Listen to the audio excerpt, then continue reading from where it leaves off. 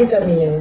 कम उम्र में अगर शादी होगी आपके माँ बाप की या फिर आपके फैमिली की मर्जी से होगी, फिर भी अगर हमारे पास मैटर आएगा, कुछ भी आएगा, तो वो वहाँ पे केस दाखिल होगा।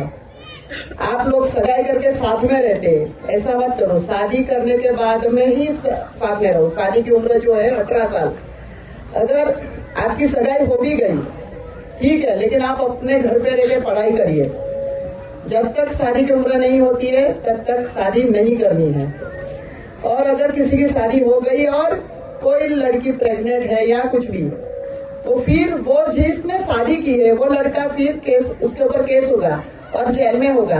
अभी हमारे पास ये 2 महीने में 4 लड़के हैं, तो 4 लड़के मतलब अभी जेल में है।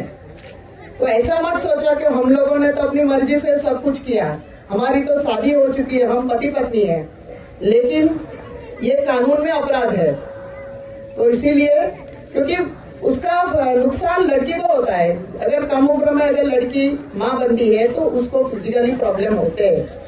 और सारे यहाँ पे जो बैठे खड़े हैं वडील और ये बहनें, आप सोचिए कि आपको अपनी बेटी की जब शादी की उम्र हो तभी शादी करनी है।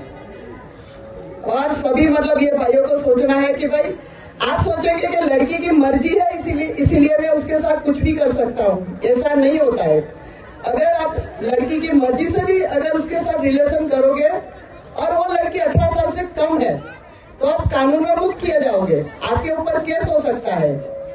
यहाँ पे बहुत सारे ऐसा होता है कि कभी कभी आप लोग सगाई करने के बाद में ब्रेकअप हो जाता है आप लोगों का, फिर आप लोगों ने रिलेशन बनाया होता है, लड़की कंप्लेन करेगी तो फिर आप लोगों के ऊपर वो कानूनन केस होगा।